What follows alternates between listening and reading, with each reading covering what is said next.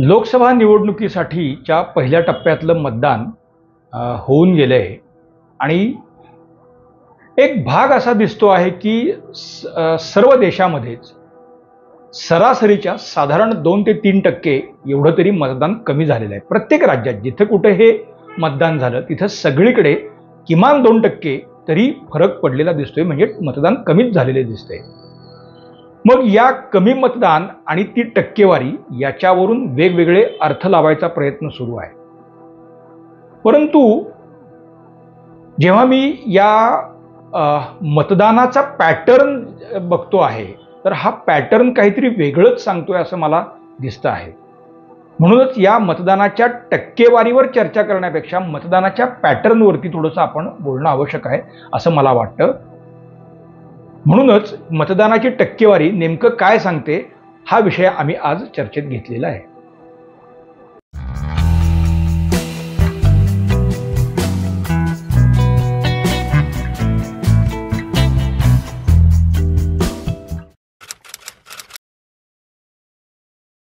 नमस्कार. गोजोस्कोपमध्ये आपल्या सर्वांचं मनापासून स्वागत आहे. लोकसभेसाठीच्या पहिल्या टप्प्यात मतदान झालेलं आहे.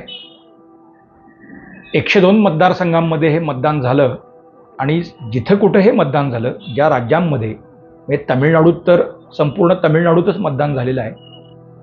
बाकी मग उत्तर प्रदेश आहे, उत्तराखंड आहे किंवा असे आणखी राज्य आहेत तर तिथे हे मतदान झालेलं आहे. या सगळीकडे म्हणजे पश्चिम बंगालमध्ये सुद्धा पहिल्या टप्प्यात जे मतदान झालं ते असेल तर या सगळीकडे सरासरीच्या किमान 2 ते 3% तरी मतदानाचं प्रमाण कमी राहिलेलं आहे. महाराष्ट्रात पूर्व विदर्भामध्ये 5 जिल्ह्यांमध्ये हे मतदान झालं आहे. संध्याकाळी 5 पर्यंत साधारण 54% वगैरे असं होतं, पण जेव्हा त्याची फायनल टॅली आली त्यावेळेला ते 60% गेलेलं मतदान आहे. पश्चिम बंगालमध्ये सर्वाधिक आपल्याला दिसते की 77% मतदान आहे आणि आपल्याला असं खूप ते वाटतं. इव्हन त्रिपुरामध्ये सुद्धा 79-80% मतदान आहे. तर आपल्याला हे खूप वाटतं, पण तशी परिस्थिती नाही आहे. म्हणजे पश्चिम बंगालची जर आपण ॲव्हरेज जर बघायला गेलो तर ते 80 आणि पुढं असंच मतदानाचं प्रमाण आपल्याला दिसेल, म्हणजे टक्केवारी ही त्या प्रमाणात दिसेल.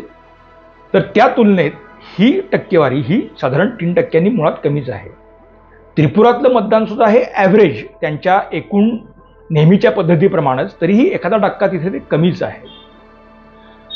तमिळनाडूमध्ये जे मतदान झालं तर ते सुद्धा म्हणजे ते 65% वगैरे ते सांगतायत, पण तिथे गेल्या वेळेला 71% मतदान होतं आणि या वेळेला ते 69% आले, म्हणजे ते 2% पुन्हा कमीच झालेलं आहे. मग ही मतदानाची कमी टक्केवारी यातला एक भाग असा आहे की म्हणजे साधारण अर्थ काढायचा म्हटला तर ज्याला आपण एखादी वेव म्हणतो, म्हणजे आता मोदी वेव समजा म्हणायची असेल तर तशी वेव ही या मतदानातून तरी दिसून येत नाही. दुसरा यातला महत्त्वाचा मुद्दा असा की याच्यावरून जी तर चर्चा सुरू झाली की यामुळे भाजपला फटका बसणार. आता हा अर्थ का काढायचा हे मला अजून कळलं नाही आहे, पण भाजपला फटका बसेल आणि तो काँग्रेसला जास्त मिळेल. म्हणजे पूर्वांपर आपण बघितल्या जर विचार केला तर साधारणपणे ॲव्हरेज टक्केवारी म्हणजे 40%, 45%, 50% असं जे काही ॲव्हरेज आहे ते झालं तर विद्यमान सरकारला किंवा खासदारांना त्याचा फटका बसत नाही असं साधारणपणे यापूर्वी दिसून आले आणि त्यामुळेही कदाचित हे म्हणत असतील. मग तोच न्याय लावायचा तर भाजपला फटका बसणार नाही असं म्हणावं लागेल, पण तसं तर तज्ज्ञ म्हणताना दिसत नाही. परंतु पश्चिम बंगाल असेल किंवा तमिळनाडू असेल, मी जरा या 2 राज्यांचा इव्हन उत्तराखंड असेल तर अशा काही राज्यांचा मतदानाचा पॅटर्न मी गेले काही दिवस म्हणजे मतदान झाल्यानंतर आता हे 3 दिवसात मी बघतो आहे.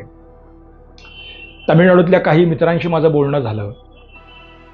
2-3 इंटरेस्टिंग गोष्टी त्यातून मला दिसून आल्या. एक म्हणजे आता चेन्नई हे तर आपल्याला माहिती आहे देशातल्या महानगरापैकी एक आहे. चेन्नई सेंट्रल आणि चेन्नई साऊथ तिथे तर ती खूप घासून निवडणूक होती, पण मतदानाची टक्केवारी मुळात लक्षात घेतली तर तसं काही दिसत नाही. ॲव्हरेज 55% असं तिचं मतदान आहे. एकतर सगळ्या तामिळनाडूतच हा भाग दिसून आलेला आहे किंवा इव्हन बंगालमध्ये सुद्धा हा भाग दिसून आला आहे की आपण ज्याला पारंपरिक मतदार म्हणतो, म्हणजे थोडं आर्थिकदृष्ट्या जे कमी आहेत, थोडक्यात सांगायचं तर झोपडपट्टी असं आपल्याकडे म्हटलं जातं, तर असा एक वर्ग हा मोठ्या प्रमाणावरती मतदान करतो. पण सोसायट्या, बंगलो किंवा ज्याला उच्च शिक्षित किंवा हाय क्लास वगैरे वगैरे जी सोसायटी मानली जाते तर ती मतदानाला फारशी येत नाही, असा आजवरचा अनुभव आहे. बंगाल असेल किंवा तमिळनाडूत तर हे मोठ्या प्रमाणात दिसून आलंय की असा जो मतदानाला फारसा कधी येतच नाही अशा स्वरूपाचा वर्ग हा मोठ्या प्रमाणावरती मतदान करताना दिसत होता. चेन्नई साऊथ आणि चेन्नई सेंट्रलमध्ये तर हे दिसून आलं. म्हणजे माझे तिथे काही पत्रकार मित्र आहेत, तर ते जेव्हा फिरत होते त्या सगळ्या परिसरामध्ये तर त्यांनी सांगितलं की द्रमुकचे लोक जे त्यांची आपसात चर्चा त्या दिवशीची सुरू होती तर ती अशी होती की यावेळेला सोसायटीतले लोक बाबा रांगा लावून मतदान करतायत आणि द्रमुकला अपेक्षित असलेला किंवा यापूर्वी द्रमुकसाठी मतदान करणारा वर्ग मोठ्या प्रमाणावरती तिथे मतदान करताना दिसत नव्हता. कनिमोळींच्या मतदारसंघामध्ये सुद्धा मतदानाची टक्केवारी मागच्या वेळेला 60% होती, ती यावेळेला साधारण 50%वर आलेली आहे. तिथेही 10% कमीच आहे. पण पारंपरिकदृष्ट्या द्रमुकला मतदान करणारा जो वर्ग आहे तर तो वर्ग यावेळेला त्या मतदानात दिसत नव्हता. ही सुद्धा लोकांची एक तिथे म्हणजे निरीक्षण आहे. ए राजांच्या मतदारसंघामध्ये तेच आहे. कोयंबतूरमध्ये साधारणपणे गेल्या निवडणुकीत 66% वगैरे मतदान होतं, यावेळी ते 64-65च्या आसपास आहे. 1-2% तिथेही फरक आहे. परंतु तिथे जे आमचे मित्र आहेत ते म्हणाले की साधारणपणे असं आहे की काही उद्योगपती, आता कोयंबतूर हा एक इंडस्ट्रीयल बेल्ट आहे किंवा काही मिडियम स्केल किंवा मोठे जे उद्योगपती आहेत किंवा व्यापारी आहेत हे पूर्वी कधीही इथे मतदानात फारसे सक्रिय दिसायचे नाहीत. तर तो सगळा वर्ग यावेळेला मतदानात आलेला आम्हाला दिसत होता. आता थोडक्यात हा पॅटर्न हा या पद्धतीनं आपल्याला दिसतो आहे. एक आणखी निरीक्षण इथलं असं आहे की ग्रामीण भागामध्ये, तमिळनाडूतल्या काही ग्रामीण भागांमध्ये गावाच्या गावांनी त्या मतदानावर बहिष्कार टाकला आणि त्यांनी असं सांगितलं की सरकार आमच्या मागण्यांबाबत असंवेदनशील आहे, त्यामुळे त्याचा राग येऊन त्यांनी मतदान केलं नाही. मग आता कुठलं सरकार? कुठल्याही राज्यात काही केंद्र सरकार थेट कामच करत नाही, ते राज्य सरकारच करत असतं. मग ही रिसेंटमेंट ही द्रमुक सरकारबाबतची आहे का? म्हणजे मुळात या अशा स्वरूपाच्या बातम्याच मुळात आपल्याकडे आल्या नाहीत.